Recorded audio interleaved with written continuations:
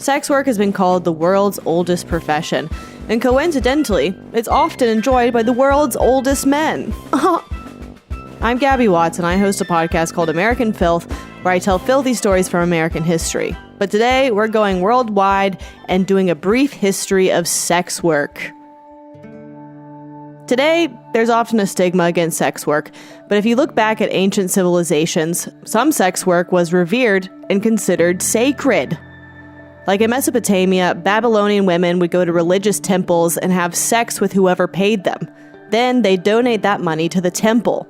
This act was supposed to channel that sexual energy into a fruitful harvest for the year. So if your houseplants keep dying, it's probably because you're not banging enough. This also happened in ancient Greece at the Temple of Aphrodite, and also across the pond centuries later. The Aztec had these government-regulated brothels that they called women houses, overseen by the goddess of purification, filth, and midwives. Here, prostitution was allowed because sex acts performed near the goddess's statue were considered spiritually purifying. They also did other women's stuff at these woman houses, like crying over dead soldiers, because that's women's work, crying and sex. While some sex work was considered sacred, you of course also had your typical brothels. In ancient Greece, prostitutes were sometimes referred to as this term that meant one who hits the ground. It was a crude term, and it metaphorically expressed how low prostitution was regarded by some, or literally meant we do it doggy style in the mud. In ancient Rome, there was a lot of sex slavery. Even gladiators were categorized in the same group as enslaved sex workers. And this was because elite Roman women often lusted after the gladiators and had sex with them, which led emperors with frail egos, like Emperor Augustus, to command women that they could only sit in the nosebleed seats of the Colosseum because he wanted to be the only hot guy. In ancient Rome, paying for sex wasn't heavily stigmatized, as long as it was done in moderation. Even men hiring male prostitutes was socially accepted to a certain extent. However, the stigma surrounding sex work intensified due to the, drumroll, rise of Christianity. And honestly, it's kind of weird that Christians hate sex work so much because Jesus' stance on sex workers isn't always clear. Like in Matthew, Jesus said to the high priests, "The tax collectors and the prostitutes go to the kingdom of heaven before you." I like how he associates prostitutes with tax collectors. I think what he's meaning is that the IRS should have the exact same stigma against it as sex workers.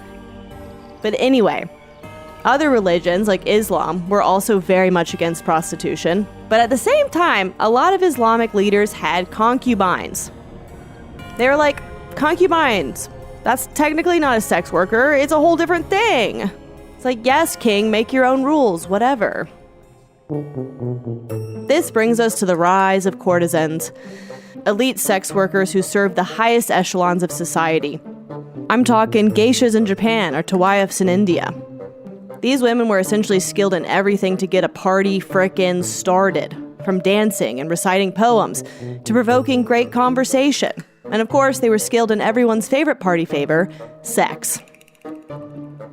In Europe, mistresses were common at court. You had people like Nell Gwyn in England and Madame du Barry in France, who were mistresses to the kings. But unfortunately for Madame du Barry, she became the king's mistress at the wrong time and was executed during the Reign of Terror. That's the last time she gave head. Sorry about that joke.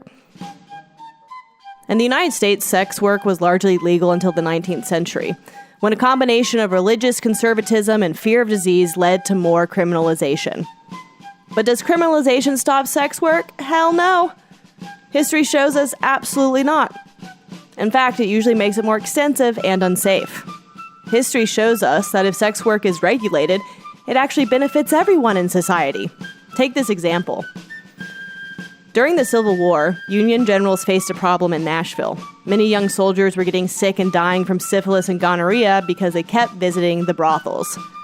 So the generals tried to remove sex workers from the city by putting them on a boat and sending them downriver.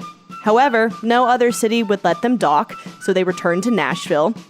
So then they tried something else, which was the military legalized and regulated prostitution, which required sex workers to have medical inspections and licenses. And this reduced the infection rates, and everything was better. But after the war, they were like, never mind, let's go back to the system that was worse. Up through the early 20th century, the U.S. had regulated red light districts, famously Storyville in New Orleans. Lulu White was the premier madam there, and won several court cases against segregationalists who were trying to say that black sex workers couldn't work in the same area as white sex workers. Eventually, though, the red light districts were shut down with the rising purity movements. The Women's Christian Temperance Union successfully lobbied to make prostitution illegal across much of the U.S. They were like, what do people enjoy? Oh, alcohol and sex? Let's get rid of it. And if you can believe it, these temperance movements were also super racist. They only cared about the well-being of white women and created the myth of white slavery. Being like, all these white women are only working as sex workers because they are forced into it. They're being trafficked. When in reality, the white women they interviewed were like, no, we're actually just doing this because we're poor. So for basically the rest of the 20th century, sex work went underground. Then we had the civil rights movement, the labor movement, second wave feminism, and a lot of groups started criticizing the criminalization of sex work, and organizations started forming to advocate for sex workers' rights. In 1978, the term sex work was officially coined. But then in the 1980s, there was even more of a crackdown on sex work because of the AIDS crisis, making it a felony in some states if a sex worker had HIV. And yes, I wish there was more time to go into even more nuances about sex work throughout history, but I only had a few minutes. So let's get to today. Today, sex work is only legal in some counties in Nevada, and the general vibe is not great, I would say. You know, like in 2021, everyone's favorite VP nominee who wears eyeliner, J.D. Vance, called for an outright ban on pornography. And Project 2025 advocates for criminalizing all porn productions and distribution. And guess what?